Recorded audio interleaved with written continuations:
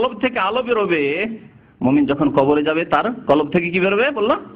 আলো বেরোবে, আর তার কবরকে আলোকিত করে দিবে। এ কথা তো হাদিসে থাকতে হবে কমের পক্ষে। আরে কোরআনে না হয় নাই, তো হাদিসে তো থাকবে। কোথায় আছে? হাদিস আছে যে আল্লাহ পাক রব্বুল আলামিন বলবেন, যদি জবাব ঠিক করে দিতে পারে তো বলবে ফাফরিশুহু মিনাল জান্নাহ, জান্নাতের বিছানা বিছিয়ে দাও, ওয়ালবাসুহু মিনাল জান্নাহ, জান্নাতের লেবাস পরিয়ে দাও, ওয়াফতাহু লাহু বাবান ইলাল জান্নাহ, জান্নাতের দরজা খুলে দাও, জান্নাতের দরজা খুলে দাও। কোথায় আছে? মুমিনের কলব থেকে নূর যাবে, অর্থাৎ যারা মুরিদ অথবা পীর তাদের কলব থেকে নূর যাবে, আর কবর আলোকিত হয়ে যাবে। এবং কবর একটি ফল ফুলের বাগানে পরিণত হইয়া যাইবে, ফল ফুলের বাগানে পরিণত হয়ে যাবে।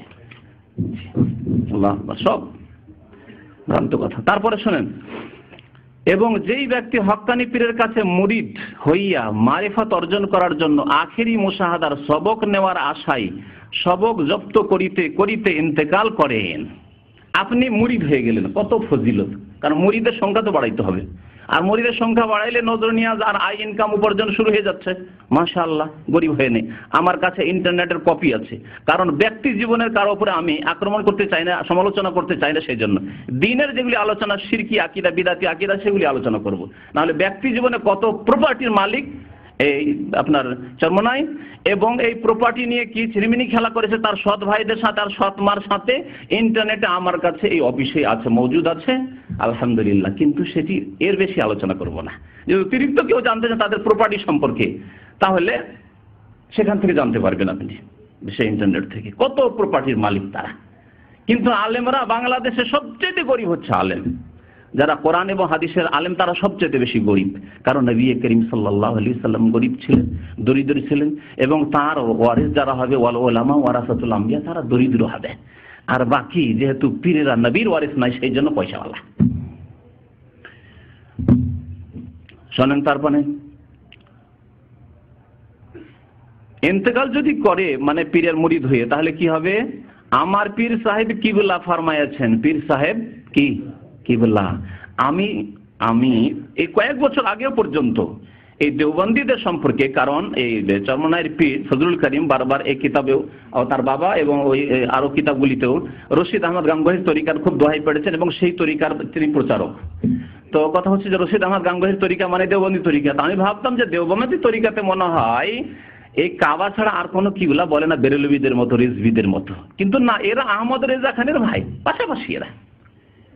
এই দেওবন্দি আকীদাতেও যে পীরে কিবলা, পীর কিবলা হয়, তার প্রমাণ এই কিতাবে পৃষ্ঠায় পৃষ্ঠায় পাবেন।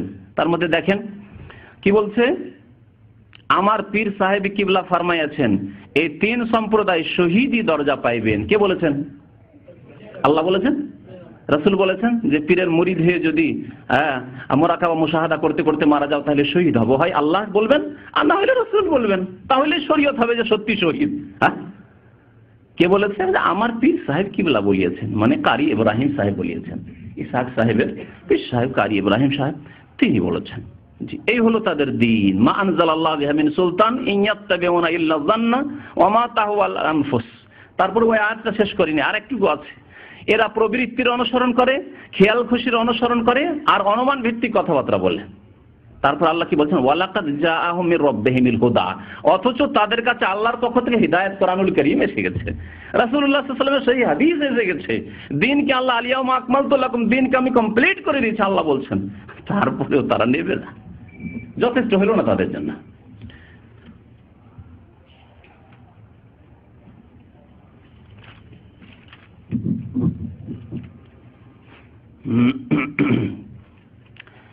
ছাব্বিশ পৃষ্ঠায় 25-26 পৃষ্ঠায় বলছেন,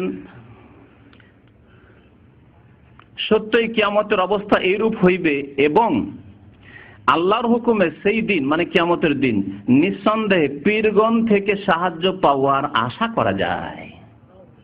কাল কিয়ামতে হাসরের মাঠে নিঃসন্দেহে পীরগণ থেকে সাহায্য পাওয়ার আশা করা যায়। যাদের আকীদা এরকম, যাদের কথাবার্তা এইরকম, তাদের থেকে সাহায্য পাওয়ার আশা করা যায়। অথচ কাল কিয়ামতে কি অবস্থা হবে তা কোরআনে কারীমে আল্লাহ পাক রব্বুল আলামিন বহু আয়াতে বর্ণনা করেছেন। আল্লাহ পাক ইরশাদ করেছেন, আম্পারার একটি সূরাই রয়েছে, ইয়াউমা ইয়াফিরুল মারউ মিন আখিহি ওয়া উম্মিহি ওয়া আবিহি ওয়া সাহিবাতিহি ওয়া বানিহি লিকুল্লি ইমরিন, আল্লাহ কি বলছেন? একে অপরকে দেখে পালাবে, স্ত্রী স্বামীকে দেখে পালাবে, স্বামী স্ত্রীকে দেখে পালাবে, বাবা ছেলেকে দেখে, ছেলে বাবাকে দেখে, ভাই বোনকে দেখে, ইত্যাদি ইত্যাদি। আল্লাহ পাক এসব কথাবার্তা বলে তারপরে বলছেন শেষখানে কি, লিকুল্লি ইমরিন, প্রত্যেক মানুষের এমন অবস্থা হবে, ইউগনি জানিয়ে সে ব্যস্ত থাকবে। তো প্রত্যেক মানুষের মধ্যে পীর নয় নাকি তার ঊর্ধ্বে? আল্লাহর কথা ভুল না পীরের কথা ভুল? আল্লাহু আকবার, আল্লাহু আকবার। আল্লাহ যদি ইন্না ফি যালিকা লাযিকরা, এই কোরআনে কারীমের আয়াতে আল্লাহ বলছেন তোমাদের জন্য উপদেশ রয়েছে, কিন্তু কার জন্য উপদেশ রয়েছে? লিমান কানা লাহু কালবুন, যার হৃদয় আছে, হৃদয় দিয়ে চিন্তা করে যে আলোচনা যে হচ্ছে এতে কোরআনুল কারীমের কথা হচ্ছে, এগুলি ঠিক না এই পীরে কিবলা লিখে রেখেছে পীরে কিবলার কথা ঠিক। লিমান কানা লাহু কালবুন, যে হৃদয় দিয়ে চিন্তা করে, আও আলকা সামআ, এবং শ্রবণ করে কান দিয়ে, ভালো করে শুনে, শুনতেই চাইলেন না, না না না শুনবো না, আমাদের বিরুদ্ধে বলেছে শুনবই না, তাহলে আল্লাহ হিদায়াত করবেন না, কোরআন উপদেশ হবে না তার জন্য। আও আলকা সামআ, কান লাগিয়ে শুনলেন আপনি ভালো করে মনোযোগ সহকারে, ওয়া হুয়া শাহীদ, এবং নিজে মনোযোগ দিয়ে উপস্থিত হয়ে ব্রেনকে উপস্থিত করে শুনছেন, কান দিয়ে ঢোকাচ্ছেন কিন্তু অন্য মনস্ক হয়ে নয়, ওয়া হুয়া শাহীদ, তাহলে আল্লাহ হিদায়াত করবেন কোরআনে কারীম দিয়ে। তাহলে কোরআনে কারীমে আল্লাহ পাক কি বলেছেন? সূরা মারইয়ামের কয়েকটি আয়াত আপনাদেরকে শোনাই। আল্লাহ পাক ইরশাদ করেছেন,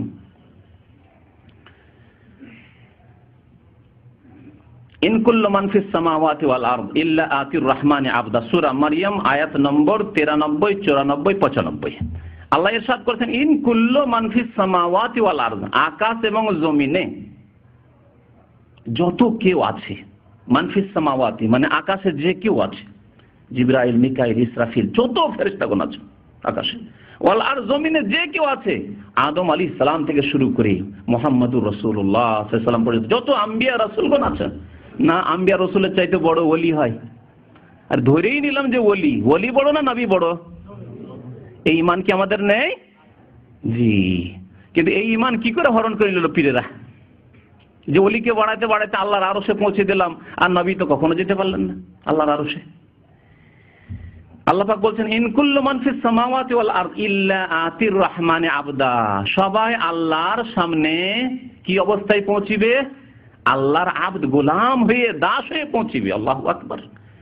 আকাশ এবং জমিনে যে কেউ আছে সবাই আল্লাহর গোলাম হয়ে, আবদ হয়ে, মুহাম্মদুর রাসূলুল্লাহ আবদ আল্লাহর গোলাম হয়ে পৌঁছিবেন। আদম আলাইহিস সালাম, ইব্রাহিম খলিলুল্লাহ আল্লাহর গোলাম হয়ে সেখানে পৌঁছিবেন। জিবরাইল, মিকাইল, ইসরাফিল সব আল্লাহর গোলাম হয়ে পৌঁছিবেন। জিলানী, চিশতি সব আল্লাহর গোলাম হয়ে, দাস হয়ে পৌঁছিবেন। সবাই আল্লাহর গোলাম হয়ে পৌঁছিবেন। আরো শুনেন তারপরে, লাকাদ আহসাহুম ওয়া আদ্দাহুম আদ্দা, আল্লাহ প্রত্যেককে গণনা করে রেখেছেন, এমন নয় যে কেউ ছুটে যাবে, পালিয়ে যাবে, থেকে যাবে, চোখের আড়ালে থেকে যাবে। বেশি আসামি হইলে পুলিশ চারিদিক থেকে ধরাধরি করছে, ধরপকড় করতে করতে 10টা পালিয়ে গেল। 50টা আসামি ছিল, 40টা তো ধরতে পারলো, 10টা এদিক ওদিক পলাতক হয়ে গেল। হয় না? হয় না? আল্লাহ বলছেন, লাকাদ আহসাহুম ওয়া আদ্দাহুম আদ্দা, প্রত্যেককে আল্লাহ গণনা করে রেখেছেন। ওয়া কুল্লুহুম আতিহি ইয়াউমাল কিয়ামাতি ফারদা, আর তাদের প্রত্যেককে কিয়ামতের দিনে আসবে ফারদা। শুনে রাখুন ভালো করে, একা একা। একা, ফরদ মানে কি? ওয়াহিদ, এক এক করে, একজন আলাদা আলাদা হয়ে আসবে, কেউ কারো সাথে আসবে না। আমি আমার বাবার সাথে যাব, আমার বাবা হুজুরে কিবলা, আমার বাবা পীরে কিবলা, আমি আমার পীর সাহেবের সাথে যাব, আমার পীরে কিবলা। এই কিতাবে বহু জায়গায় আছে, এই জন্য এই আয়াতটি ভুলবেন না। ওয়াকুল্লুহুম আতিহি ইয়াউমাল কিয়ামাতি ফারদা, সবাই একা একা আল্লাহর দরবারে উপস্থিত হবে এবং প্রত্যেককে একা একা নিজের জবাব দিতে হবে। আর এই কিতাবে আছে যে পীর সাহেব আপনাকে ছেড়ে যাবে না, হাত ধরে নিয়ে যাবে। জি, হাত ধরে নিয়ে যাবে আপনাকে। জি, এখন কোরআনের কথা নেবেন না আপনার এই পীরে কিবলার কথা, বানানো কিবলার কথা নেবেন?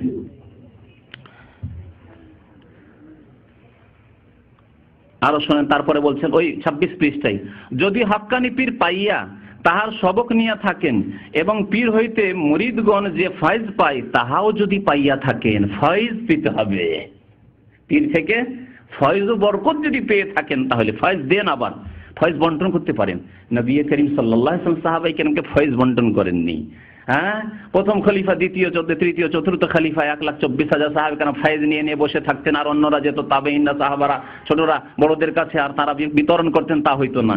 কিন্তু এরা ফয়েজ বিতরণ করে, এই কিতাবেও আছে ফয়েজ বিতরণের কথা। যে ফায়েজ পায় তাহাও যদি পাইয়া থাকেন তবে আপনার জন্য অন্য পীরের কাছে মুরিদ হওয়ার দরকার করে না।